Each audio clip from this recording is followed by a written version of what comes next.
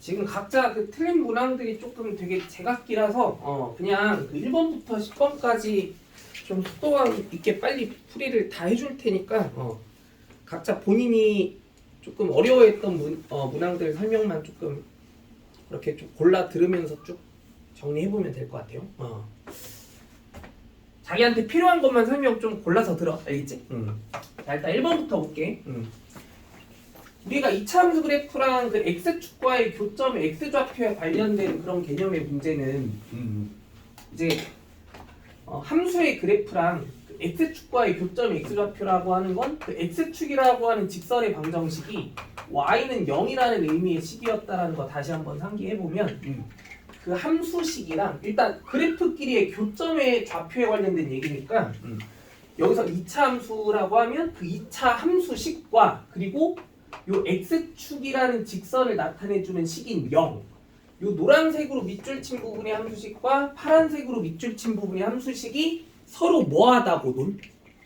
같다고 논 그 방정식의 뭐가? 해가 우리가 항상 그 그래프끼리의 교점의 x좌표라는 개념이었다라는 거 기억해줘야 되는 거지, 그치? 그럼 여기에서 이제 이 2차 그래프랑 y축과의 교점의 x좌표라고 하는 건 상황 자체가 당연히 이런 얘기였었던 거야. 2x제곱 플러스 ax 플러스 b라는 2차 함수 식이 0이라는 식과 같아지게 하는 요 방정식의 근이 누구랑 누가 준비되어 있는 상태다?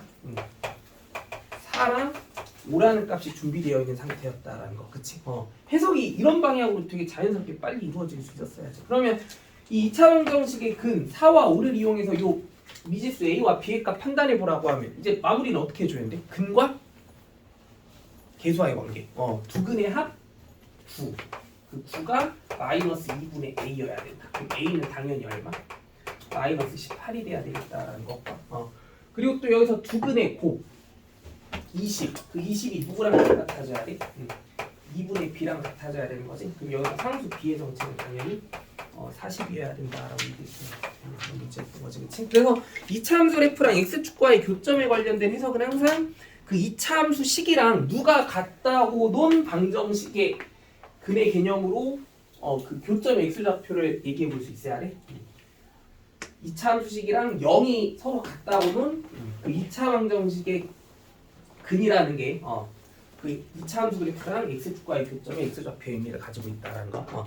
그리고 이번 문제에서는 지금 이 2차 함수 그래프다, 2차 함수 그래프랑 또 x축과의 위치 관계를 좀 따져보고자 하는 상황인데 두 그래프가 서로 다른 두 점에서 만날 수 있는 상황 만들어 보라고 하고 있잖아. 그러면 일단은 또 기본적으로 이 x축과 서로 만나는 상황에 관련된 얘기를 해보고 싶은 거니까 그 x축의 직선의 방정식인 y는 0이라고 한 식을 또 가지고 와봤을 때 요 2차 함수식이랑 또 0이 서로 같아지게 되는 2차 방정식을 먼저 작성해 볼 수 있었어야 했던 거고, 그러면 우리가 이제 이 2차 방정식의 근이 뭐라는 걸 이제 인정해 주기로 했으니까 요 2차 방정식의 근이 두 그래프끼리의 먼 점의 교점의 x좌표의 의미를 가지고 있다는 걸 인정해 주기로 했으면 그럼 여기에서 이제 교점이 두 개가 나올 수 있도록 상황을 만들어주라는 얘기는 교점의 x좌표 자체가 두 개가 될 수 있게 만들어주라는 얘기인 거니까, 그러면 요 2차 함수식이 0이랑 같다고는 요 2차 방정식의 먼 근이 실근이 몇 개가 나올 수 있도록 두 개가 나올 수 있도록 상황을 구성해 주라는 뜻이었던 거겠지, 그치? 즉 이 2차 방정식에 또 무슨 식이? 판별식이 이제 0보다 크기 위한 조건에만 이제 집중해주면 끝날 일이었겠다라는 거. 근데 여기서 짝수 판별식으로 요 2차 방정식의 근이 실근 두 개를 갖기 위한 조건을 정리해보면 k제곱 마이너스 k제곱 마이너스 4k 마이너스 8. 얘가 이제 0보다 커야 된다는 사실에만 집중해주면 되는 거니까 여기서 결국 4k 플러스 8이 0보다 커져야 되는 거기 때문에 k가 결국 마이너스 2보다 커야 되는 상황이라고 하면 이 범위 내에 속해 있는 가장 작은 정수 k는 당연히 마이너스 3이다라고 얘기해 볼 수 있었어요. 있겠지, 그치? 자, 3번도 똑같지? 이 이차함수 그래프랑 x축과의 위치 관계가 서로 다른 두 점에서만 만나게 해주면 된다고 하는 그런 문제야. 그러면 빨리 얘기한다. x축과의 만남이니까 이 이차함수식이 뭐가 돼야 된다라는 0이 돼야 된다라는 2차 방정식을 하나 작성해 볼 수 있었어야 했던 거고, 그럼 이 2차 방정식의 실근이 이 2차 함수 그래프랑 x축이라는 직선과의 교점이 x좌표일 건데, 그러면 그 교점이 두 개여야 된다는 얘기는 그 x좌표 자체가 두 개여야 된다는 뜻인 거니까, 그럼 이 2차 방정식의 근이 또 먼 근을 가지게만 해주면 끝날 일이었던 거야. 서로 다른 두 실근을 가지게만 해주면 될 일이었던 거지, 그치? 그럼 여기서도 결국 판별식이 뭐여야 된다는 조건만 정리해주면, 0보다 커야 된다는 의미의 조건만 정리해주면 여기서 자연수 k 값의 최대값, 자연수 k의 최대값도 판단해보라고 하면 답이 어렵지 않게 나올 수 있겠다라는 거. 자, 그리고 4번은 어때요? 이번에는 이차함수 그래프와 이번에 x축과의 만남은 아니기는 해. 이제는 그냥 어떤 일반적인 직선이 하나 등장했어. 2x 플러스 k라고 하는 1차함수식이 나와 있는 상태인데, 그럼 이 두 그래프가 서로 만나기만 해주면 되는 조건에 관한 해석을 해보자. 그러면 함수의 그래프끼리의 만남이라고 하는 건, 그러니까 만나는 그 교점의 위치가 좀 궁금하다라고 그렇게 생각이 들 때에는 우리는 두 함수식이 서로 뭐하다 보는 방정식을 세워주는 게 기본 중에 기본이랬어. 두 함수식이 서로 뭐해지게 되는? 같아지게 되는 방정식을 구성해주는 게 기본 중에 기본이라고 얘기했지, 그치? 그래가지고 요 노란색이 2차 함수식이랑 파란색이 1차 함수식이 일단 서로 뭐하다 보는? 같다 보는 요 방정식을 하나 세워볼 수 있었어야 돼. 그럼 요 방정식의 우리가 만약에 실근을 찾아본다고 하면 이 실근이 바로 뭐가 된다라는 의미를 부여할 수 있어야 돼. 함수식이 서로 같아지게 되는 순간을 콕 집어내줄 수 있다고 하면, 그게 그래프의 상황으로 의미를 부여한다고 하면 그래프가 서로 뭐하는 상황이 연출될 수밖에 없게 될까?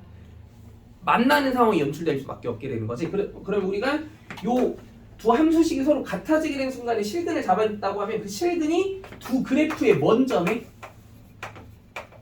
교점에, 근데 교점이라고 하면 x좌표, y좌표가 있을 텐데, 근데 이건 x에 대한 방정식이니까 그 교점이 무슨 좌표? x좌표가 된다라는 의미를 이제 이해할 수 있을 거기 때문에 그러면 우리가 여기서는 근데 두 그래프가 서로 만나게만 해주면 되는 상황에 이 k의 최소값을 판단해주면 끝나는 거기 때문에 그럼 만나게만 해주면 된다는 얘기는 교점의 x좌표가 있게만 해주면 끝이라는 거잖아, 그치? 그럼 그 얘기는 결국 요 두 함수식이 서로 같다고는 방정식의 먼 근이 존재하게만 해주면 끝날 일이었던 거야. 실근이 그냥 존재하게만 해주면 끝날 일이었다. 그러면은 요 두 식이 서로 같다고는 요 2차 방정식의 판별식이 뭐 하기 위한 조건? 0보다 크거나 같기 위한 조건만 잘 정리해주면 여기서 k의 범위가 등장하는 순간 그 k의 최소값도 어렵지 않게 판단할 수 있었겠다라는 거. 얘들아, 5번 여기 2차 함수의 최대 최소에 관련된 얘기는 일단은 그 x에 대한 뭔가 제한된 조건이 있는지 없는지부터 따져봐야 되는 게 우선이긴 한데, 여기 5번 문제에서는 두 2차 함수에 대해서 다 x가 어때야 된다는 조건 아무것도 없는 상태지, 그치? 그럼 이런 경우에는 암묵적인 약속이 뭐가 있다고 얘기했어? 그 x의 상태는 어때야 된다? 모든 실수해야 된다. 그러면 우리가 이 각각의 2차 함수를 이제 최대값과 최소값을 파악하기 위해서 이제 뭐를 그려보겠다고 하면, 그래프를 그려보겠다고 하면 그 그래프의 상태가 어떤 상황이다라고 이해해주면서 최대 최소를 파악해보려고 해야 돼. 그래프가 이제 뭐가 없다? 끝이 없다. 그치? 그럼 일단 이 첫 번째 2차 함수부터 최대값을 한번 파악해보겠다고 하면, 요거 어디로 블록한 이미지의 2차 함수라는 거 되게 당연하게 납득돼야 돼. 위로 블록한 2차 함수. 근데 끝이 없다는 얘기는 여기 양쪽 끝 아래로 쭉쭉 내려가는 한계가 없다는 얘기지, 그치? 그럼 얘는 당연히 무슨 값은 없는 2차 함수야. 최소값은 뭐다라고 결정할 수 없는 2차 함수지. 근데 무슨 값은 당연히 있을 테니까 그래프의 가장 높은 지점에서의 함수값, 즉 최대값은 존재할 테니까 그 최대값이 얼마인지 구해보라고 하는 게 라지 m의 값이었다. 그럼 여기서 이 최대값을 파악해 보려고 하면 그래프가 가장 높이 솟아올라와 있는 지점, 즉 꼭지점에서의 함수값, 즉 축이 형성되어지는 순간의 함수값만 구해주면 끝이라는 얘기인데, 근데 이거 그래프의 축이 어디에서 발생한다라는 거 이제 우리가 공식으로 바로 구해낼 수 있어야 돼. 마이너스 2a분의 b니까 축의 방정식이 x는 2가 되는 상황에서 딱 만들어지게 되는구나라는 거 확인해 주게 되면, 그럼 여기서 첫 번째 이차함수의 최대값 이 m이라는 값은 이 첫 번째 이차함수 x 자리에 얼마 대입한가? 2를 대입한 시계값으로 계산해낼 수 있었어야 했겠다. 그럼 답은 얼마야? 이 대문자 m은 17이죠. 17. 그리고 소문자 m 같은 경우는 이 뒤에 있는 이차함수의 최소값을 알아봐야 되는 상황인데, 근데 이 뒤에 있는 이차함수는 지금 2차항의 계속의 양수인 이차함수로서 아래로 올록한 이미지다 보니까, 그럼 여기서 이제 최소값을 구해보라고 하면 그래프가 가장 낮게 형성되어지는 지점에서의 함수값, 즉 여기서도 축이 형성될 때의 함수값, 근데 얘도 축이 지금 x가 2일 때 형성되는 이차함수다 보니까 그럼 여기 x 자리에 또 2를 대입한 함수값이 이제 최소값이다라고 판단해주는 순간 이 소문자 m의 값이 또 얼마인지도 어렵지 않게 확인해 볼 수 있었을 것 같아. 얼마 나와? 마이너스 1 나오는 거 확인 가능하지, 그치? 그래서 17이랑 마이너스 1 더한 16이 답이 돼야 되는 문제였겠다. 자, 그리고 6번. 자, 1과 2 사이 어떤 제한된 범위 내에서 이 2차 함수의 최대값과 최소값을 파악해서 그 둘의 차를 구해보자라고 나와 있는데, 그럼 아무튼 또 최대랑 최소에 관련된 얘기니까 우리는 그래프에 의존할 수밖에 없어요. 이 2차 함수 그래프의 이미지를 적당하게 잘 표현해봤다고 했을 때 그래프가 가장 높게 형성되어지는 지점과 가장 낮게 형성되어지는 지점을 눈으로 확인해 볼 수 있어야겠다라는 거지, 그치? 그러면 일단 축의 위치부터 조금 의미 있게 한번 잘 잡아주고 시작해보면 축의 방정식이 x는 2가 돼야 되는 그런 식이다라는 거 확인해 볼 수 있고, 그럼 여기서 이제 위로 볼록한 2차 함수니까 그래프가 이렇게 이제 표현이 된다고 생각해보면, 근데 여기서는 x가 딱 어디서부터 어디까지만 허용해야 되는 그 제한된 범위라는 게 존재하기 때문에 그럼 그래프 또한 그 제한된 범위가 설정돼야 되는 게 당연해.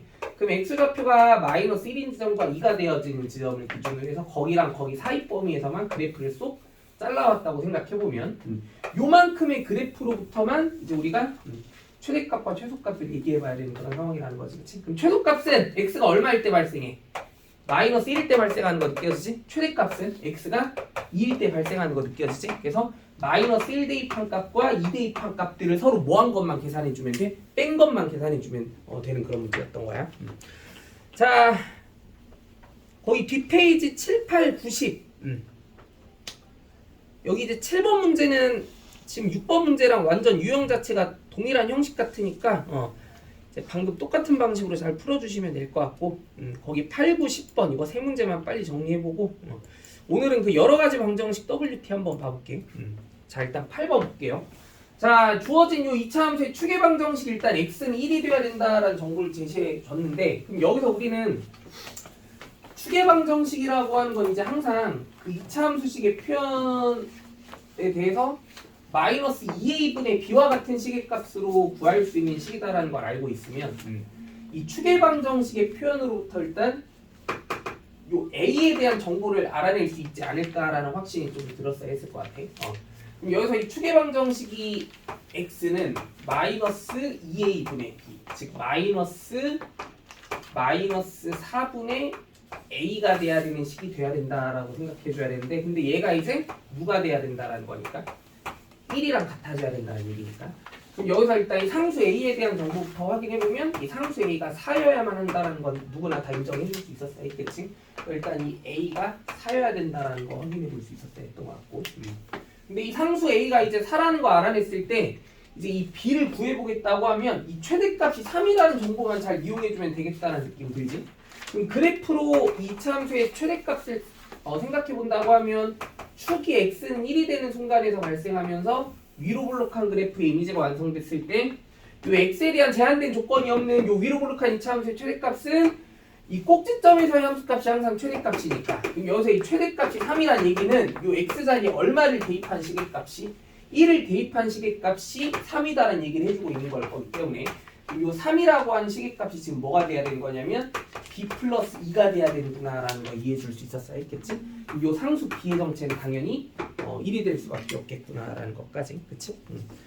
자, 9번 이거 거의 다 못 푼 거 같은데 빨리 한번 확인해 볼게. 이거 수업 시간에 분명히 같이 확인해 봤고 이런 거 어떤 식으로 이해를 좀 해주는 방향이 적절하지 않을까라는 생각 해봤었냐면, 뭔가 x랑 y 사이에 특별한 관계식을 하나 제시해 준 상태에서 그 x랑 y에 관한 식의 최대 최소를 좀 판단해 보라고 하는 상황. 근데 우리가 지금 그 최대 최소를 구한다라는 그 개념 자체가 이차 함수에 국한해서 지금 알아보는 상황이기 때문에, 그러면 아마 이 얘기도 요 지금 우리가 최소값을 판단해 줘야 되는 이 식의 표현 자체가 어떤 한 문자만에 대한 이차 함수식으로 정리가 되지 않을까라는 생각 받아들일 수 있었어야 했던 거고, 그래서 그 실마리를 어떻게든 잡아내서 2차 함수의 최대 최소 이론으로 요놈의 최소값을 한번 잘 생각해봐야 되는 그런 상황이었던 것 같아. 그러면 얘를 이제 우리가 어떤 한 문자만에 대한 2차 함수식으로 잘 나타내주겠다라고 하면 그 의미를 이제 여기서 어떻게든 생각해낼 수 있어야 되는 부분이 필요했던 것 같은데, 그럼 여기서 우리는 어떤 힌트를 딱 얻어낼 수 있어야 되는 상황이었던 것 같냐면, 이런 두 문자에 관련된 관계식을 하나 마주하게 되면 이런 관계식은 대부분 어떤 용도로 이용해 주는 게 가장 일반적이야? 한 문자를 다른 문자에 대한 식으로 대체해서 쓸 수 있다라는 의미의 용도. 그러면 여기서 우리는 누구를 누구에 대한 식으로 대체해서 쓸 수 있다라는 의미를 잡아내 줄 수 있었어야 했던 것 같아. y를 x에 관한 표현식으로 대체해서 쓸 수 있겠다라는 느낌.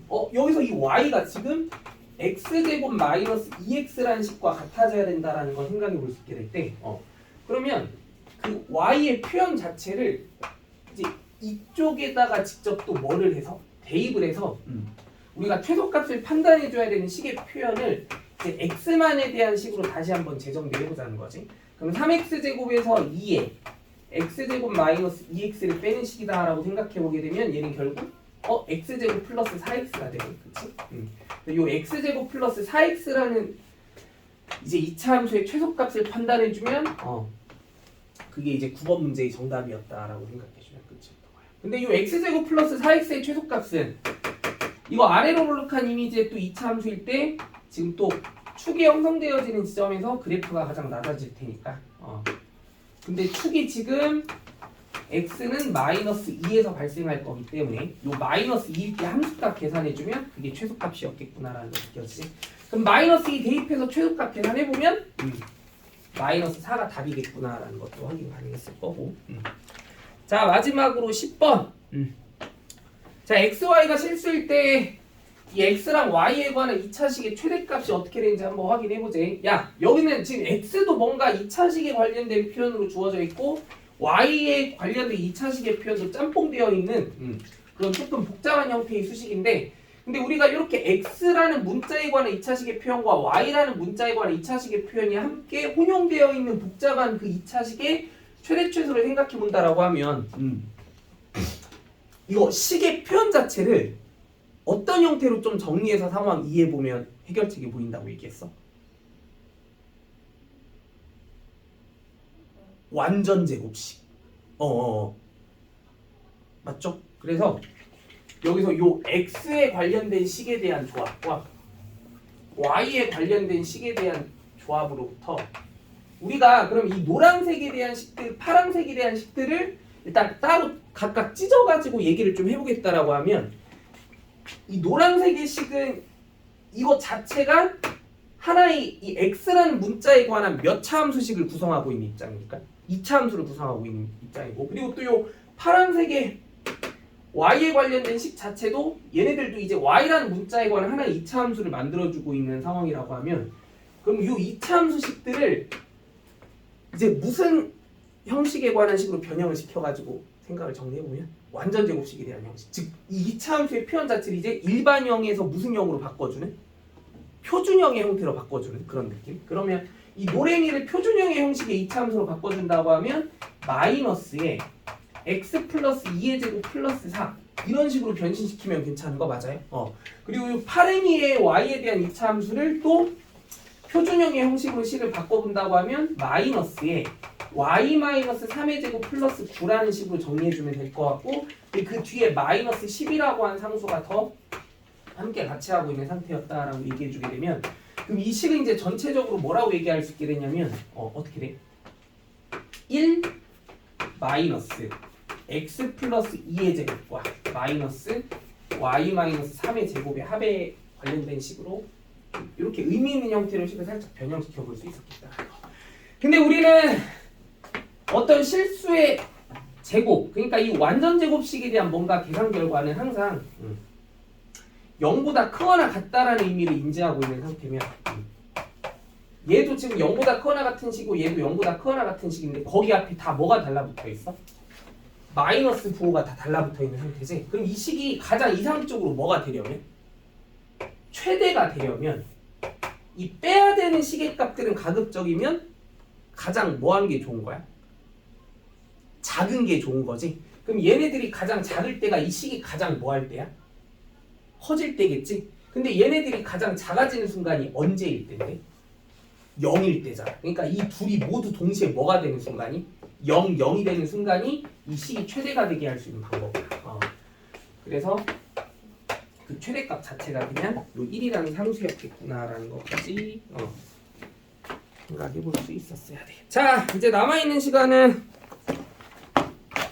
이거 또 새로운 시험지 하나 더 풀어봐야 돼. 자, 여러 가지 방정식이고 얼마나 열심히 공부를 했는지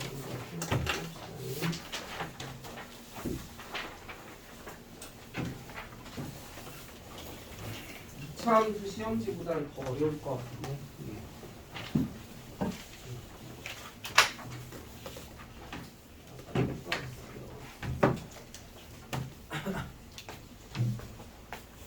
했다는 얘기가 그냥 단순하게 얘기해 보면 이 3차 방정식을 뭐 해봐야 우리는 이 오메가가 어떤 근인지를 알 수 있었던 거야? 인수. 그렇지. 인수분해해서 이 3차 방정식을 풀어봐야만. 그러면은 3차 방정식의 표현 자체를 일단 는 뭐의 꼴로? 0의 꼴로 먼저 정리해 주는 게 우선이었던 거고, 그럼 이 좌변에 있는 3차식을 뭐 해주면 돼? 인수분해만 해주면 이제 이 허근이 어디에서 드러나게 되는가를 이제 살펴볼 수 있게 될 거 아니야? 근데 우리 이거 구조적으로 인수분해 어떻게 된다는 거 다 알고 있니? x-1에 x제곱 플러스 x 플러스 1과의 고배식으로 인수분해되는 식이라는 거 다 알고 있지, 그치? 그럼 이제 비로소 이 3차 방정식의 근들이 얘가 이제 0이 되게 하는 조건에 부합하는 x들, 즉 얘가 0이 되게 하거나 얘가 0이 되게 하는 x들이 이 3차 방정식의 근들일 텐데 우리는 지금 뭔 근이 궁금한 거야? 허근이 궁금한 거지?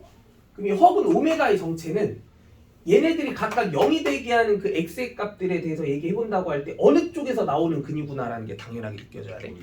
그렇지. 예.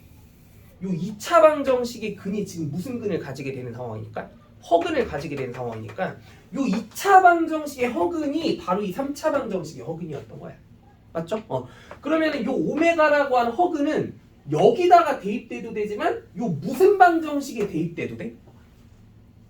2차 방정식에 대입돼도 되잖아. 그럼 여기서 우리가 되게 당연하게 인정할 수 있는 사실이 뭐가 있어? 오메가 제곱 플러스 오메가 플러스 1은 한 세트로 무조건 얼마다? 0이 된다라는 특별한 의미를 확인해 볼 수 있게 되지. 근데 구하고자 하는 이 식의 값이 뭔지를 가만히 살펴봤더니 이 무조건 0이어야만 하는 이 식의 단지 몇 배의 식이었던 것뿐이야? 2배의 식이었던 것뿐이지. 그럼 답은? 0. 당연히 0이다 라고 얘기해주면 끝이었다라는 거야. 오케이?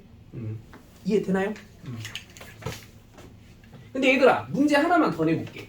이거 빨리 한번 풀어봐. 여기서 만약에 오메가 제곱 더하기 오메가 제곱분의 1과 같은 식의 값 구하라는 문제가 나왔어. 이거 어떻게 풀까요? 지금 다 같이 빨리 풀어봐. 오메가 제곱 더하기 오메가 제곱분의 1.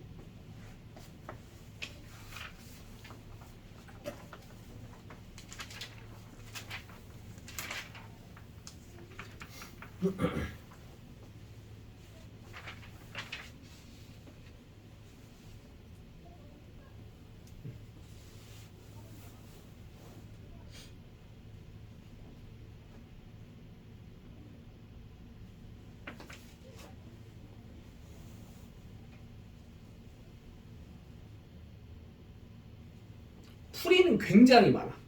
그냥 사실 답만 낼 줄 알면은 되기도 하긴 한데, 근데 각양각색의 다양한 풀이를 다 완벽히 섭렵할 수 있으면 그게 가장 좋기는 해. 이거는 방법이 너무너무 많은데, 혹시 푼 사람 있나요? 잘 모르겠나? 자, 같이 한번 확인해볼게. 가장 직관적인 풀이부터 해볼게. 야, 그냥 뭐 분수에 관련된 시계값의 연산이니까, 근데 지금 덧셈에 대한 연산이기 때문에 이 시계값을 지금 되게 정직하게 계산해 본다고 하면 가장 그냥 직관적인 풀이는 뭐였겠어? 뭐에서? 통분해서 식을 정리해가지고 식을 계산해 보는 거. 그럼 오메가 제곱으로 식을 통분했다고 쳐봐. 그럼 어떻게 돼? 뭐 분의 뭐 구하면 돼? 오메가 제곱분의 오메가 네 제곱 플러스 1이 얼마인지 판단해주면 답 나올 수 있겠다라는 거 인정해? 그치? 근데 여기서 우리는 이 오메가에 대한 어떤 거듭 제곱식 같은 경우는 오메가에 우리가 몇 제곱이 몇이라는 걸 사실 알고 있기 때문에 세제곱이 아주 깔끔하게 1이 되는 그 상황을 좀 인지하고 있다고 하면 오메가의 이 거듭 제곱의 계산 결과는 몇 차 이상의 항들은 3차 이상의 항들은 차수를 최대한 뭐에서 정리해 주는 게 좋겠다라는 느낌이 들어야 돼. 낮춰서. 그치? 그럼 여기서 이 오메가 4제곱은 차수가 너무 높다는 느낌 들지? 이거 차수를 뭐에서 식을 표현해 주는 게 좋아 보여? 낮춰서. 이거 뭐랑 똑같은 식이다라는 거 바로 느껴져야 돼. 오메가랑 똑같은 식이다라는 거 바로 느껴져야지. 그럼 이런 형태의 시계값이 이제 얼마인지를 생각해 보면 게임 끝날 일이었던 거야. 맞죠?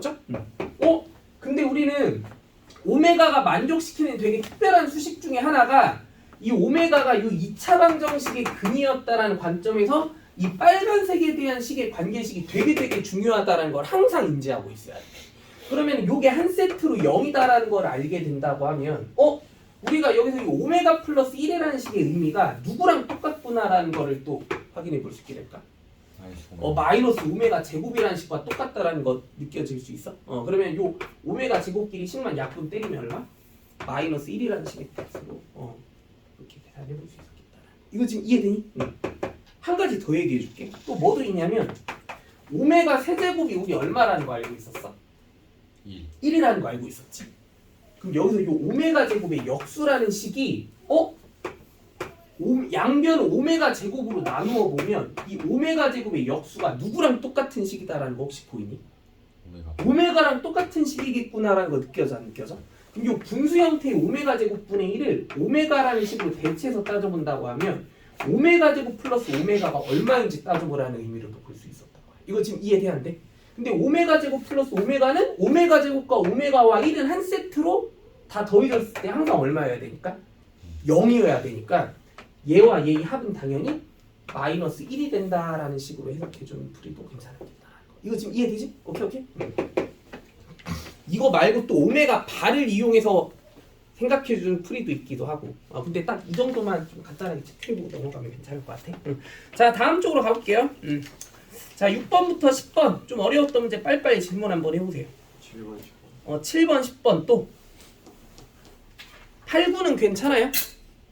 자, 7번, 10번 두 문제만 체크해볼게. 자, 일단 7번. 야, 그러면 방금 내가 얘기해버렸지.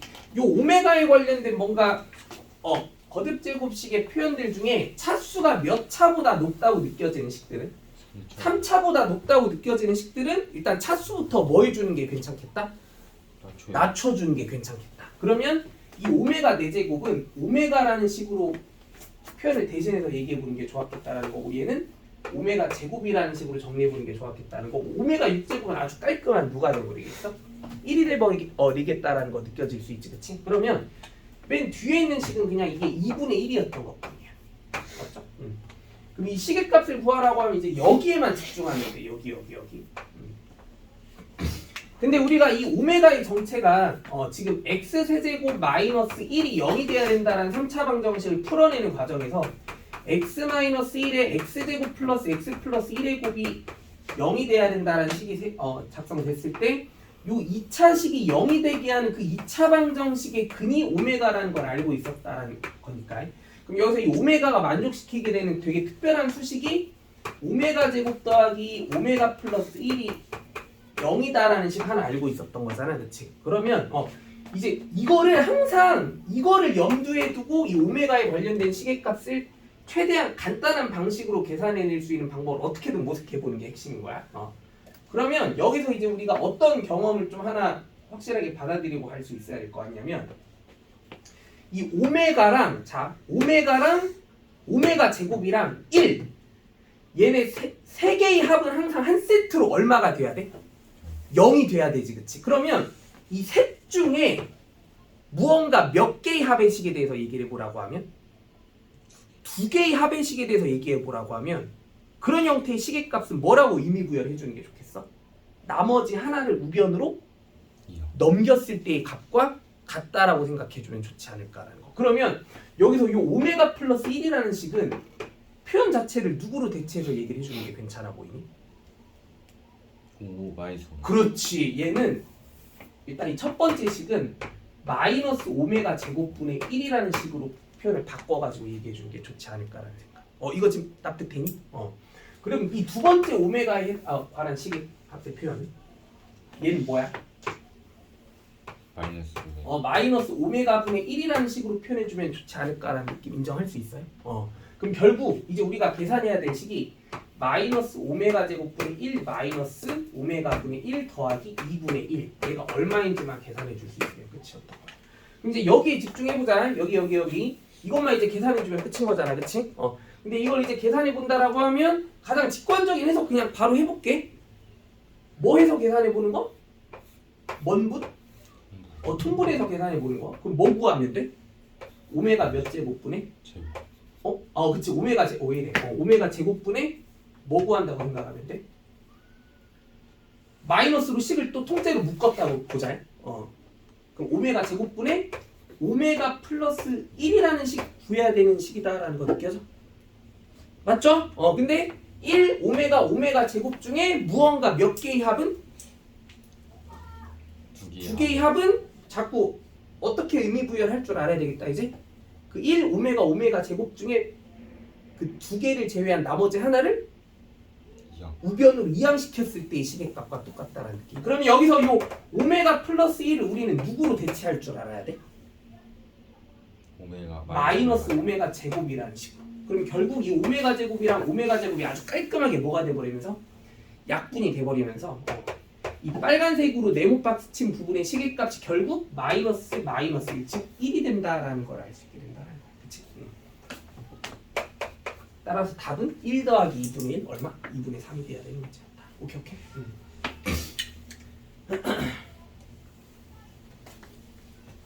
다 이해되나요?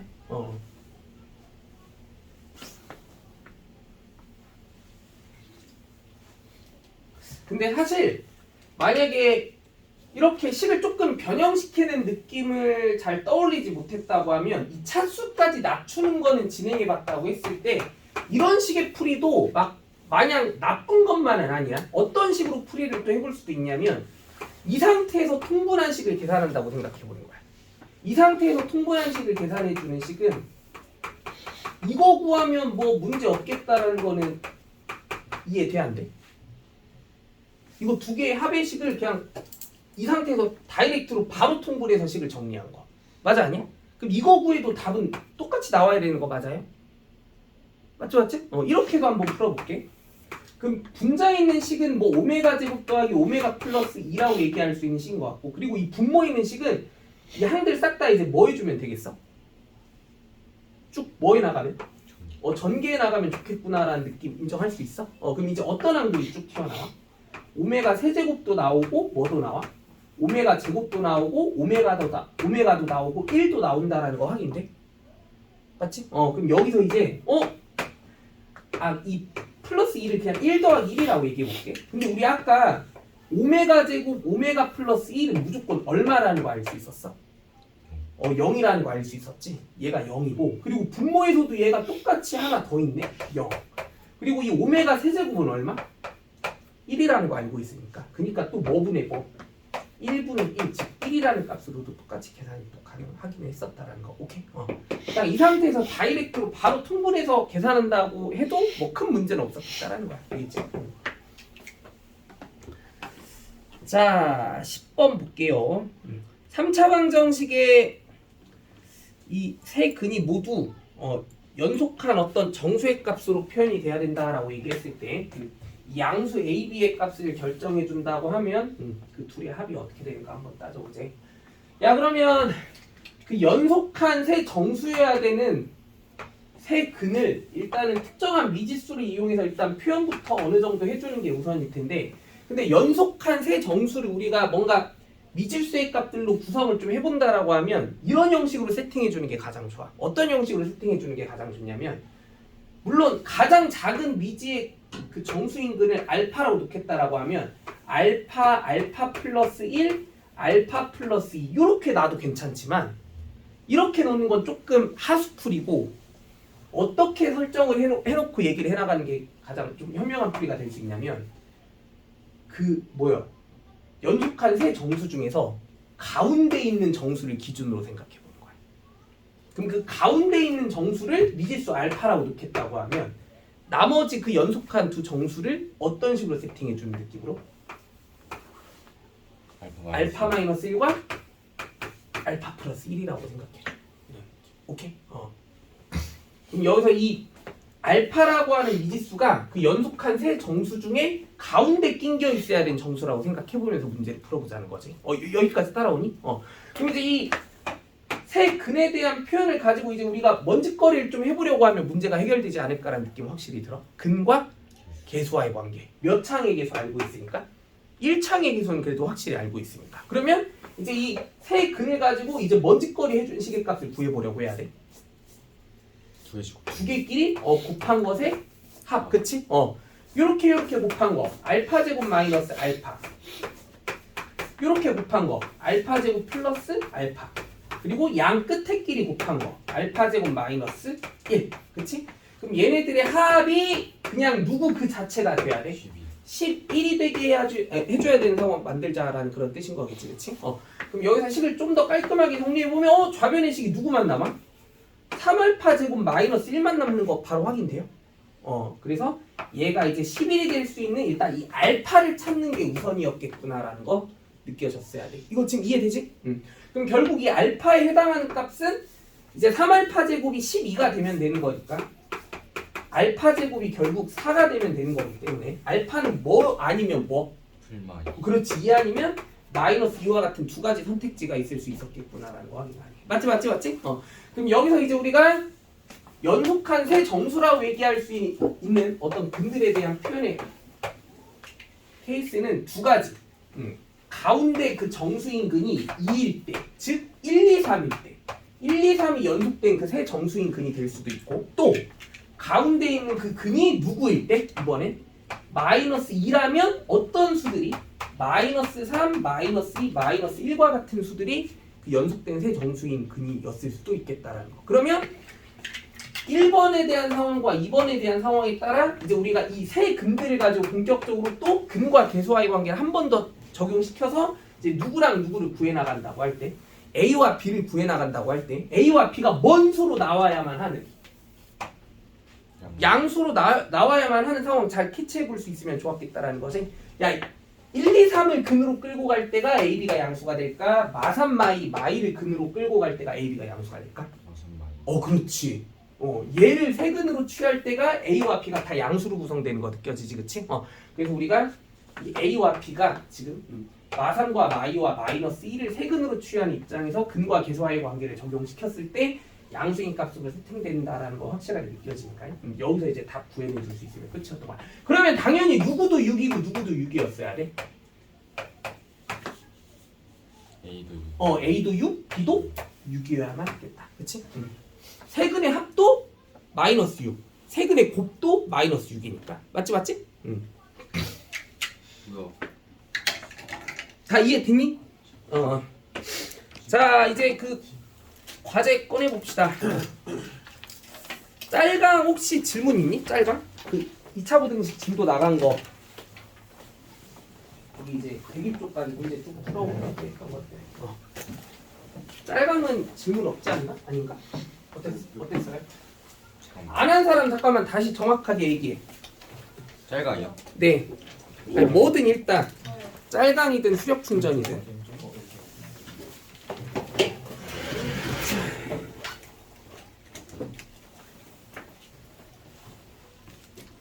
나율이랑 또 아연이랑 둘 다 안 했어?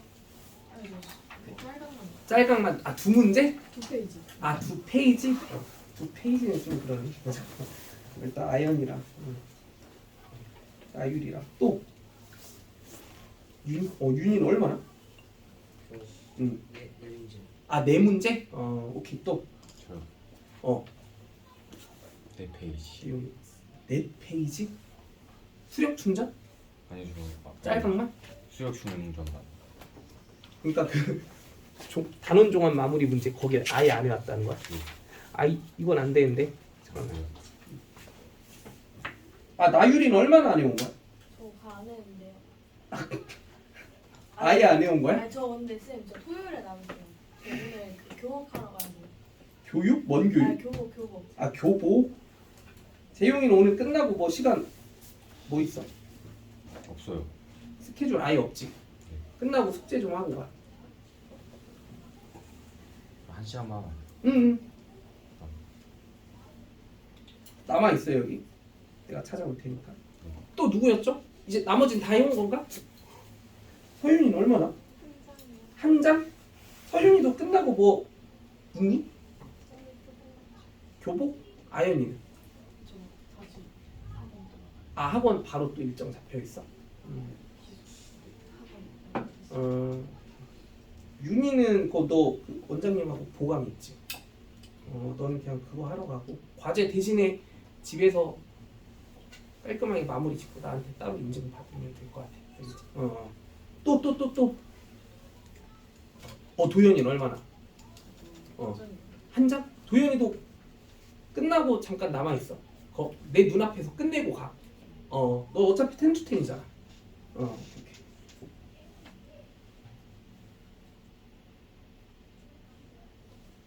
나머지는 다 잘 해온 거 맞아요? 그럼 서윤이랑 아연이랑 윤이는 오늘 자정 전까지 마무리해서 나한테 카톡으로 따로 인증해. 알겠지? 사진 찍어서 보내요. 아니에요. 왜? 야, 그 짤방 혹시 숙제하면서 좀 어려웠던 문제 있나요? 나율이도. 잠깐만. 나율이는 잠깐만. 오늘 하루 만에 끝내기는 힘든 분량이야? 그냥 아예 안 한 거지 너. 토요일 날 인증실에서 따로 남아서 더 아예 확실하게 끝내고 가 그럼. 오케이.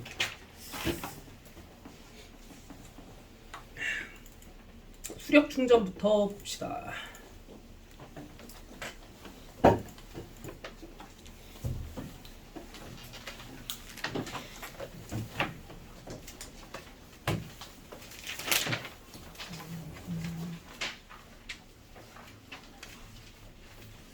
(180) 몇 쪽부터죠? 그 공통분. 185쪽부터 187쪽까지. 여기 혹시 좀 어려웠던 문제 있나요? 그 활용 문제 식 세우는 거 괜찮았니?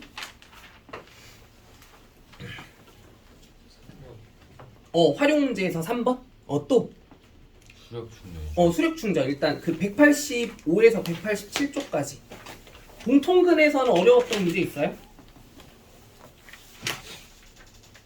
공통근 파트는 괜찮았지? 거의 부정방정식은?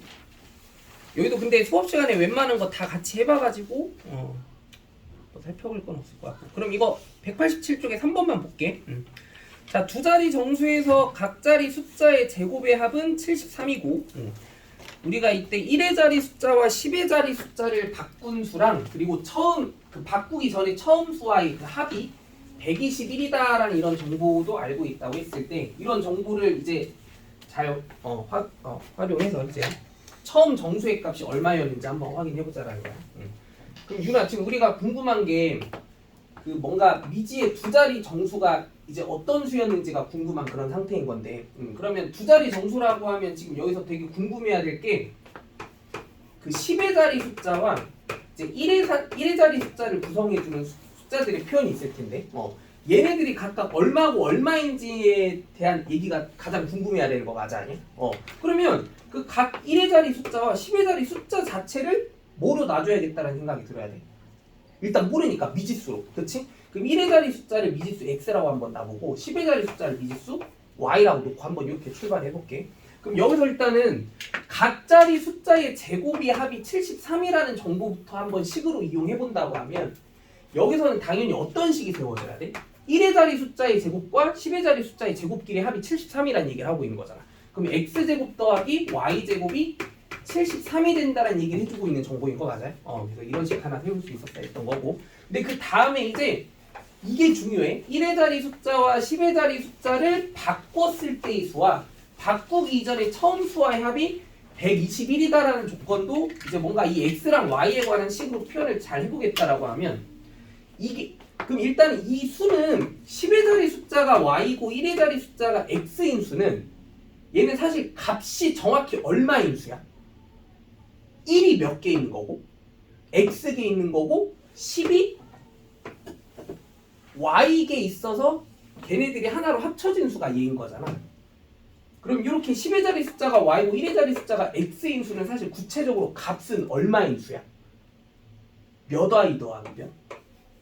10y 플러스 x라는 의미의 수다라는 거 납득해? 납득할 수 있어? 그러니까 사실 우리가 31이라고 하는 뭐 숫자가 있다, 53과 같은 이런 두 자리 숫자가 있다라고 하면 얘는 지금 1의 자리 숫자가 3이고 10의 자리 숫자가 5다라는 의미 자체가 사실 정확히는 10 몇 개와 5개와 그리고 1이라는 숫자 몇 개? 3개가 하나로 합쳐진 형태의 수여서 53이라고 우리가 이렇게 계속 얘기를 해왔던 거잖아, 그치? 그래가지고 1의 자리 숫자가 x고 10의 자리 숫자가 y로 구성된 그 두 자리 자연수의 정체는 사실 10y 플러스 x라는 식의 값이었다라고 얘기해 볼 수 있었어야 돼. 그럼 여기서 이제 그 각 자리 숫자를 바꾼 수를 생각해 보면 자릿수를 바꾼 수.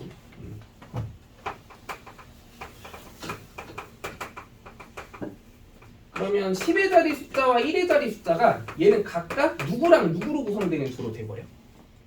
이제 x랑 y로 세팅되는 그런 수가 돼버리는 거지, 그치? 그럼 10의 자리 숫자가 x고 1의 자리 숫자가 y인 수는 얘는 사실 10x 플러스 y에 대한 시계값의 두 자리 자연수다라고 얘기해 볼 수 있어야 되는 거 맞아? 그럼 이 파란색으로 밑줄 친 부분의 조건이 얘기해주는 정보가 얘랑 얘를 서로 뭐 할까? 더한 값이 얼마?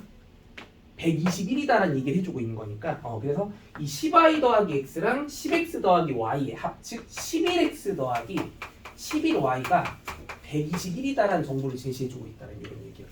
그럼 이 두 가지 정보를 서로 이제 뭐 해주면? 연립이라는 걸 해주면 누구랑 누구를 다 구할 수 있겠다?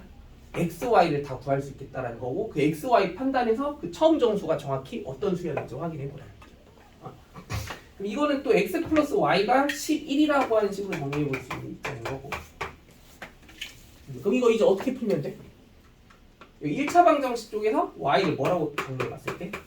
11-x라는 식으로 정리해 봤을 때 이걸 2차 방정식 쪽에 뭐 해주면 되겠다? 대입해 주면 되겠다. 그치? 이제 마무리를 할 수 있겠지. 식 세우는 게 어려웠던 거잖아.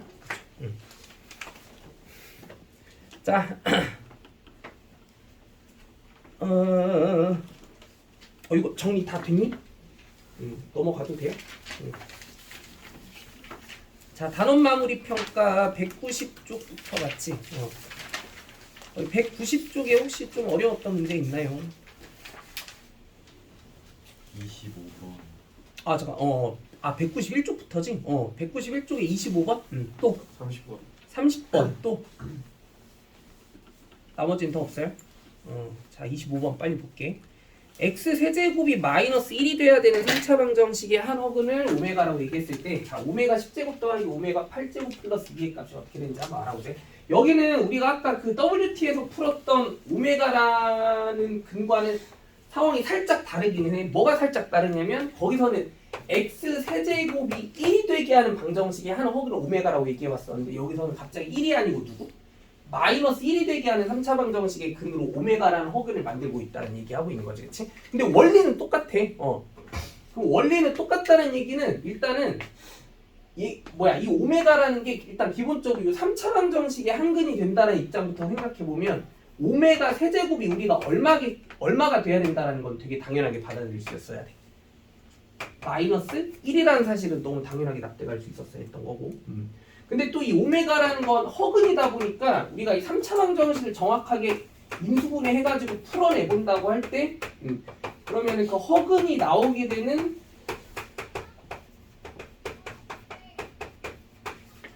상황이 이제 어디에서 생각해 볼 수 있게 되겠느냐를 따져보게 되면 이 2차식 쪽이 뭐가 되게 하는 0이 되게 하는 2차 방정식의 한 허근이 이제 오메가가 돼야 된다라고 생각해 보게 된다고 하면 우리가 이 오메가에 대해서 또 정확하게 얘기해 볼 수 있어야 되는 정보가 이 2차 방정식의 한 근이어야 되는 입장인 오메가 제곱 마이너스 오메가 플러스 1이 한 세트로 얼마가 돼야 된다?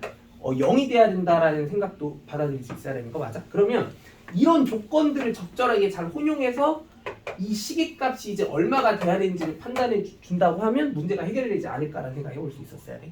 그럼 여기서도 일단 세제곱이 그냥 단순하게 얼마니까? 마이너스 1이니까. 여기서도 차수가 몇 차 이상의 거듭제곱식은?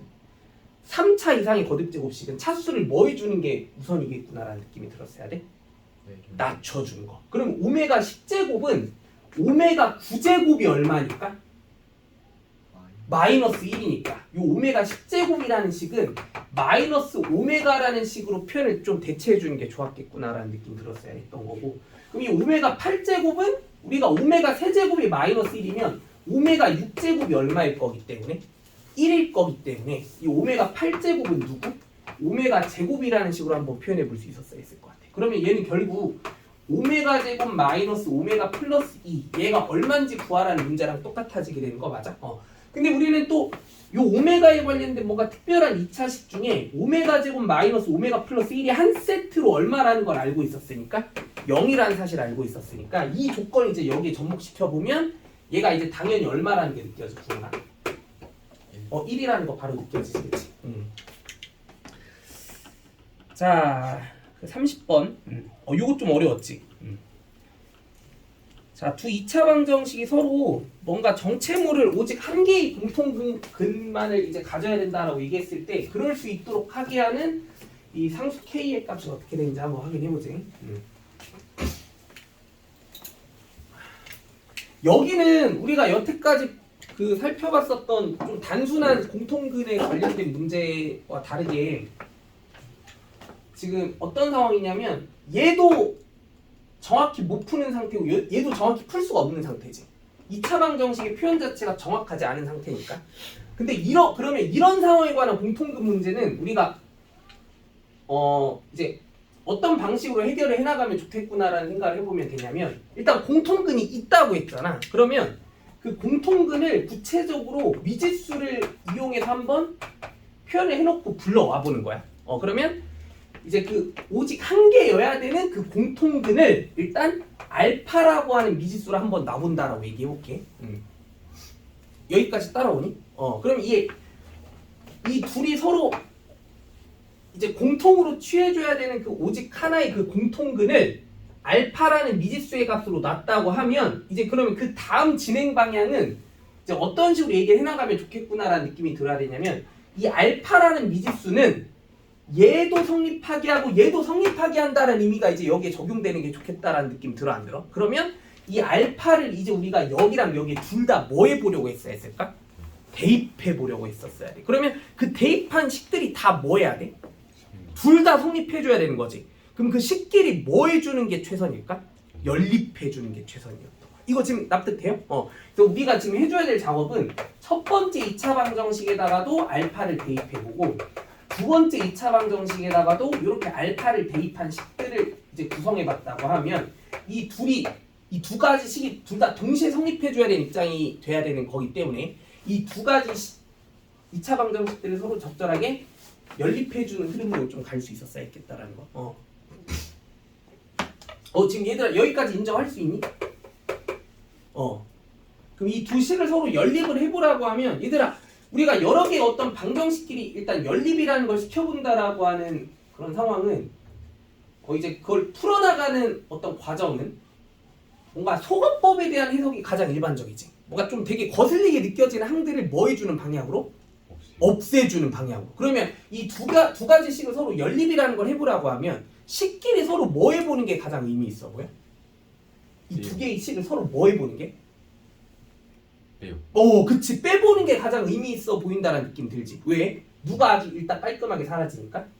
알파 제곱이라도 일단 식을 깔끔하게 소거시킬 수 있을 거기 때문에. 그러면 우리는 이 두 개의 식을 서로 일단 뭐 해보는 시도가 좀 괜찮았겠구나라는 느낌을 통해서, 빼보는 게 괜찮았겠구나라는 느낌을 통해서 식끼리 한번 서로 빼보는 거야. 그러면 이제 얘네들은 알파로 묶였을 때 k-2 알파라는 식으로 한번 써보는 게 적절해 보이고, 그리고 2에서 k를 뺀 식 2-k. 그럼 얘가 일단 는 0이 돼야 된다는 사실에 이제 주목해 봤을 때, 그럼 여기서 우리가 2-k라는 식이 또 마이너스로 식이 전체적으로 묶이면 k-2 이렇게 써볼 수 있게 될 텐데, 그럼 이 이 반드시 성립하게 해줘야 되는 이 두 식을 서로 연립시켜준 결과물이 이게 이제 깔끔하게 임수분해가 되어지면서 k-2랑 알파-1과의 곱이 0이 되면 일단 되는구나라는 의미의 해석을 할 수 있게 되는 거야. 여기까지 따라오니? 일단 여기까지 따라왔어? 이거 좀 버겁니? 괜찮아? 그러면 자, 그럼 여기서 이제 우리가 얻어낼 수 있게 되는 결론이 뭐냐면, 이 결과가 뭐가 있다라고 설정을 했을 때 얻어낸 결론이야. 공통근이라는 게 있다고 했을 때 이제 얻어낼 수 있게 된 그런 특별한 결론인 거지, 그치? 근데 이 지금 결론이 지금 성립하게 할 수 있는 상황들이 얘가 0이 되게 하면 되거나 얘가 0이 되게 하면 되는 상황들도 정리해 볼 수 있게 되는 거 느껴져, 안 느껴져? 그러면 이 둘 중 한 가지 상황만이라도 뭔가 발생할 수 있으면 일단 공통근을 가질 수 있게 되면서 문제가 해결될 수 있겠다는 거 느껴지지, 그치? 근데 이 두 가지 상황 중에서 일단 첫 번째 상황, 만약에 k-2가 0이 되게 해가지고 이렇게 공통근을 가질 수 있게 해준다라고 하면 문제의 조건에 완벽하게 부합할 수 있는지에 대한 상황을 한번 확인해 볼게. 네, 그러면 k-2가 0이 되게 하겠다는 뜻은 말 그대로 k를 뭐로 잡겠다는 얘기야? 2로 잡아보겠다는 얘기지. 그럼 여기서 우리는 뭘 한번 생각해 볼 거냐면, 일단 k가 2가 되면 의심의 여지 없이 두 2차 방정식이 이제 확실히 무슨 근을 가질 수 있게 된 거야? 공통근을 가질 수 있게 되긴 한 거야. 근데 우리는 두 2차 방정식이 공통근을 어떻게만 가지게 해주고 싶어? 어떻게만? 한 개만 가지게 해주고 싶은 상황인 거 맞아, 아니야? 그럼 공통근을 갖게 할 수 있도록 하는 상황 중에 한 가지인 K를 뭐로 잡아본다라고 하면, 2로 잡아본다라고 하면 그 K가 2가 됐을 때 두 2차 방정식이 공통근을 오직 딱 한 개만 가질 수 있는지를 점검을 해보면 돼. 근데 여기서 만약에 K가 2가 돼버리면 두 2차 방정식이 아예 어떤 2차 방정식이 돼버려? 같아요. 아예 같은 2차 방정식이 돼버리지. 근데 두 2차 방정식이 아예 같아져 버렸다고 하면 물론 무슨 근이 있어?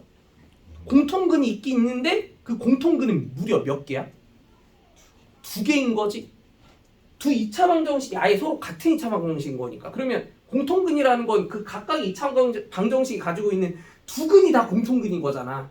그럼 K가 만약에 뭐라고 주장을 해버리면? 2라고 주장을 해버리면 비록 무슨 근은 만들어줄 수는 있지만, 공통근은 만들어줄 수 있지만 그 공통근이 몇 개가 된 상황이 발생해버려?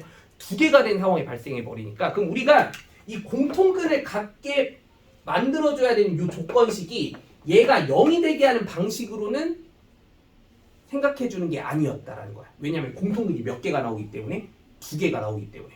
그럼 이 공통근이 나오게 해줘야 되는 그 상황이 바로 요 알파-1이 0이 되게 해서, 즉 그 공통근 자체를 얼마로 잡아주게 하는 상황이, 공통근 자체가 얼마? 2. 그치. 그 1이 되게 해주는 상황이 아마 문제에서 원하는 답을 끌어내줄 수 있는 방법이었겠구나라고 이렇게 생각을 해볼 수 있었어요. 그러면 우리는 아마 이 문제에서 원하는 답은 그 공통근 자체를 누구로 세팅을 해줘야?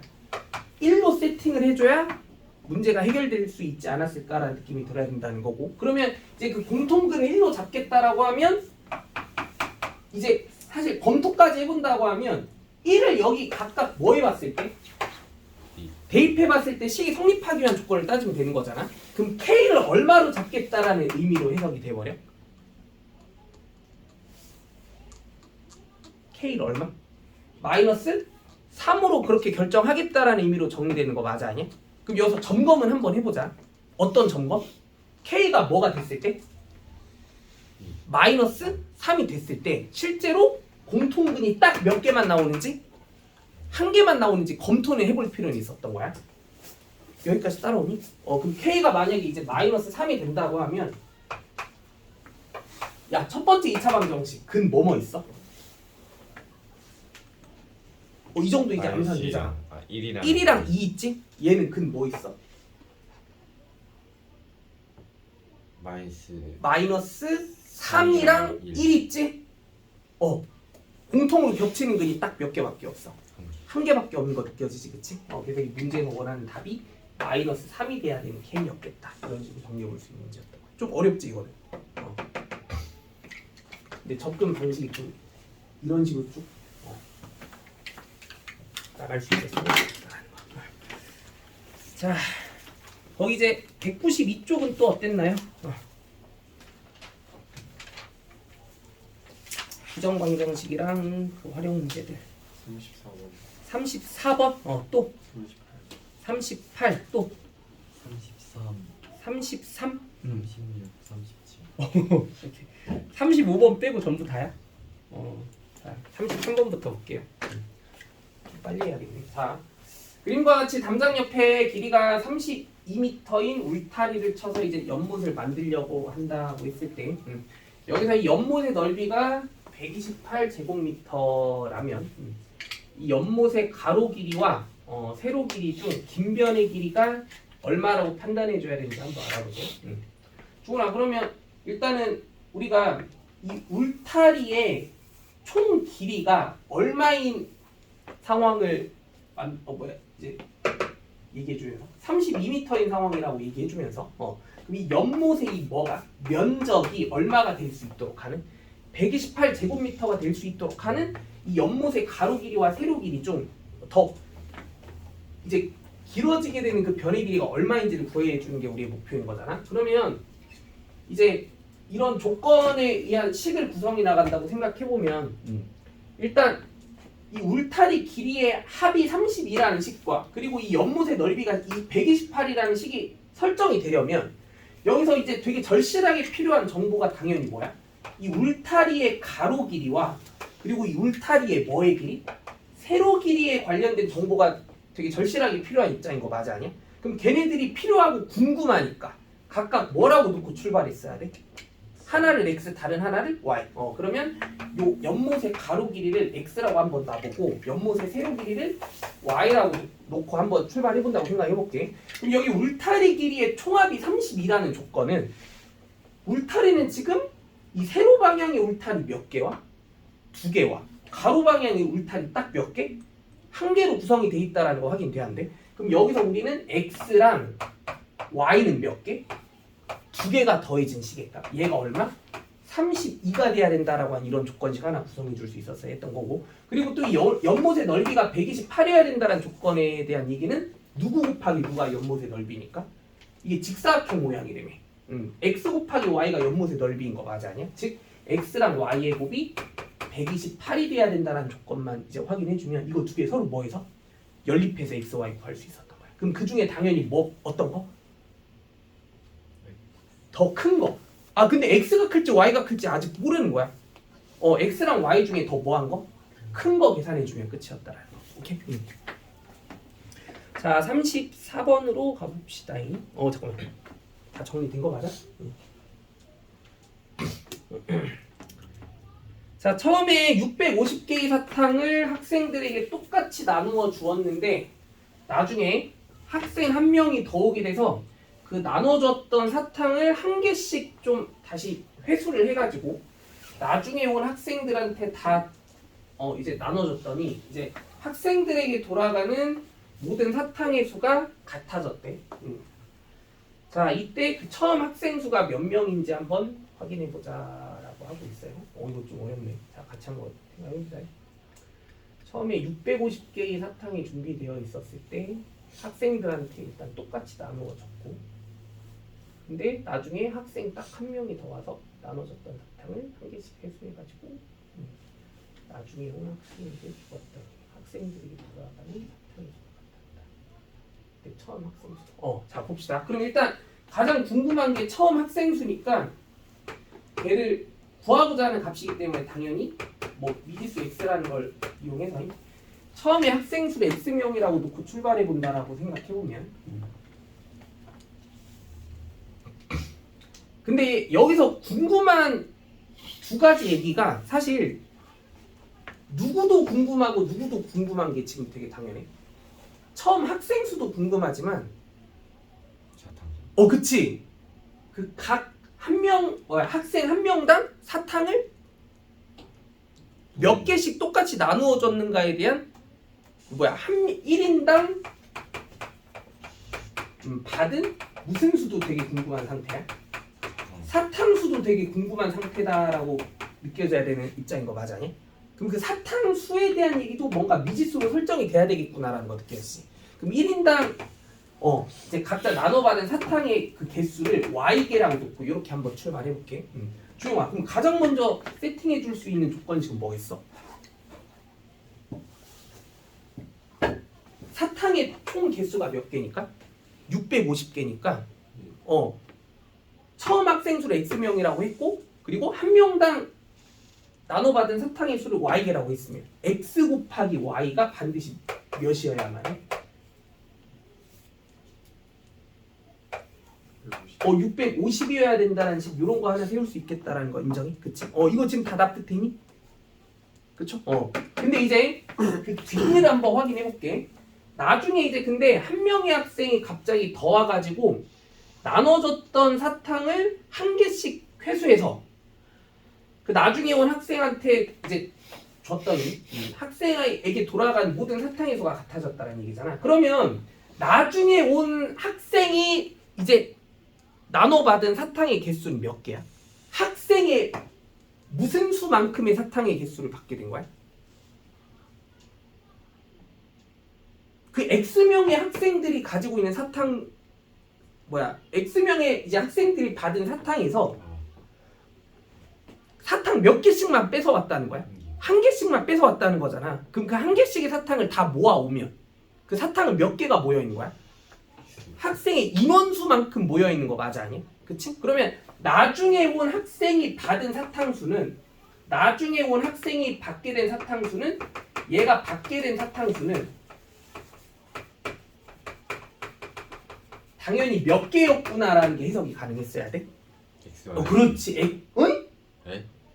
그냥 X개지.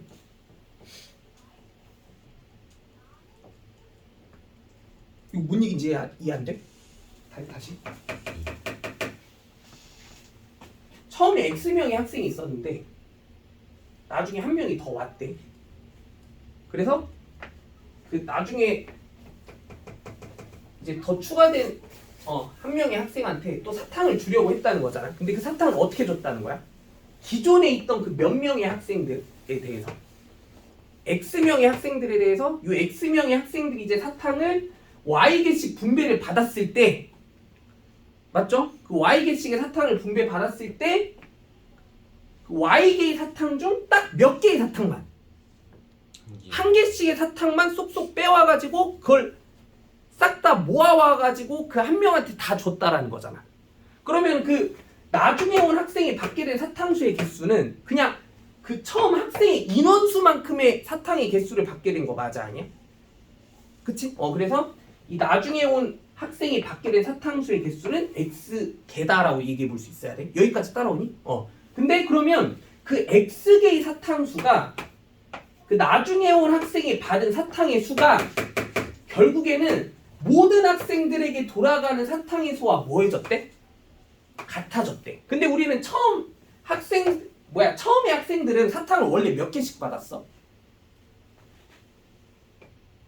Y개씩 받았지. 근데 사탕을 몇 개씩 뺏겨버렸어 다. 공평하게 다 한 개씩 뺏겨버렸잖아. 그러면 이제 학생들에게 돌아간 그 공평한 그 사탕수의 개수는 다 몇 개씩이었던 거야? Y-. 그렇죠. Y-1개씩의 사탕을 다 돌려받게 된 상황이었다라고 얘기해줘야 되는 거 맞아 아니야? 그래서 그 Y-1개의 사탕의 개수가 그 나중에 온 학생이 받게 된 사탕의 개수이 몇 개? x개랑 똑같아졌다라는 의미의 식이었다라는 거지, 그렇지? 그래서 이거 연립해주면 끝이야. 그래서 이제 뭐 구해주면 돼? x 구해줘야 돼. 이제 마무리할 수 있겠지? 자, 35번. 얘들아, 이게 지금 두 종류의 문자 x랑 y에 관한 어떤 방정식인데, 근데 무슨 조건에 관한 방정식이야? 정수 조건에 관한 방정식이지. 근데 이렇게 미지수의 개수가 두 개고 식이 꼴랑 하나만 제시해주고 있는 이런 방정식은 우리가 사실 이 조건을 만족시키는 x, y를 결정해보라고 하면 일반적으로 유일하게 딱 하나로 결정되는 경우가 거의 없다라고 얘기해서 뭔가 되게 정확하게 결정할 수 없는 방정식이다라고 얘기해가지고 부정 방정식이다라고 얘기한다고 했었던 거 기억나? 근데 이런 무슨 조건의 부정 방정식은? 정수 조건에 관련된 부정 방정식은 이렇게 x, y에 대한 항과 y에 대한 항과 x에 관련된 항에 대한 표현식들로 구성되는 게 일반적인데, 그러면 이 정수 조건의 부정 방정식에 대한 풀이는 이런 세 가지 항들을 완벽하게 표현해낼 수 있도록 하는 x랑 y에 관련된 식의 뭐의 형태를 어거지로 만들어내서 곱에 대한 표현식을 어거지로 만들어내서 그 정수끼리의 뭐가? 덧셈, 뺄셈, 곱셈은 여전히 무슨 수다? 정수가 될 수밖에 없다는 사실을 착안해가지고 문제를 풀어주는 게 일반적이다라고 얘기했었지, 그치? 그러면 일단 가장 먼저 해줘야 될 작업이 뭐야? x랑 y에 관련된 어떤 식의 곱의 표현을 전개한다고 할 때 이런 세 가지 항을 완벽하게 표현해낼 수 있는 식을 구성해주는 게 우선이었던 거야. 그럼 일단 x, y를 만들어내려면 여기 x, y 하나씩 있어야 되지. 근데 이제 마이너스 3y라는 걸 만들어내려면 여기에 마이너스 3 배치돼야 되는 거 맞아 아니야? 그리고 2x라는 식을 만들어내려면 여기 뒤에 플러스 2가 와줘야 되는 거 맞아 아니야? 근데 이 식을 막상 전개하면 이거 세 가지 항 말고도 뭐도 튀어나와? 마이너스 6도 튀어나오지? 그럼 그걸 없애줘야지. 그럼 뒤에 플러스 6을 더 추가시켜주면 된다는 거 느껴져? 그럼 거기 뒤에 또 마이너스 7이 있네? 는 0. 그럼 이 얘기는 결국 얘랑 얘의 곱의식이 얼마가 되도록 하게 하는? 1이 되게 하도록 하는 상황을 따져주면 끝이었겠다라고 얘기해줘요. 근데 이 x랑 y가 둘 다 뭔수를 했으니까? 정수를 했으니까. 그럼 얘도 뭔수고 얘도 뭔수일 수밖에 없기 때문에 얘도 정수고 얘도 정수일 수밖에 없는 상황이니까. 맞지? 그러면 정수끼리의 곱이 뭐가 되게 할 수 있는? 1이 되게 할 수 있는 방법들을 다 따지면 이제 끝날 일이었던 거지. 근데 그게 가짓수가 그렇게 많지 않잖아. 딱 두 가지 케이스밖에 없지. 어떤 경우? 1일 때랑 또 뭐? 마이너스 1, 마이너스 1이 되는 경우. 그래서 얘네가 각각 1, 1이 되게 하는 x, y와 얘네가 각각 마이너스 1과 마이너스 1이 되게 하는 x, y들만 얘기해주면 끝이었다라는 거야. 알겠죠? 자, 아까 또 몇 번이었지? 36번. 전부 다였나? 오른쪽? 자, 36번.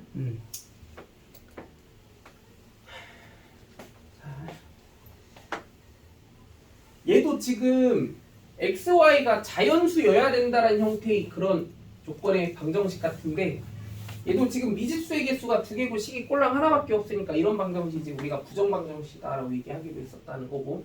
근데 이것도 근데 자연수라는 것도 결국 정수의 범주에 속해 있는 끼이기 때문에 얘도 지금 그 정수 조건의 부정 방정식을 해석하는 흐름대로 가볼 수 있어야 된다는 뜻이었던 거야. 근데 여기는 그러면 이 미지수에 관련된 항들의 표현을 기준으로 해서 아까처럼 그 x랑 y에 관련된 그런 식들의 뭐로? 뭔가 곱의 형태의 식으로 변형시켜 보려는 생각이 되게 당연하다라고 느낄 수 있어야 되는 상황 같은데 근데 이거는 이 세 개의 항을 조합하면 아주 깔끔하게 뭐가 가능해? 애초에 인수분해가 가능하지. 그럼 이 상황은 그냥 이런 느낌으로 가주는 게 최선이었던 거야. 뭐냐면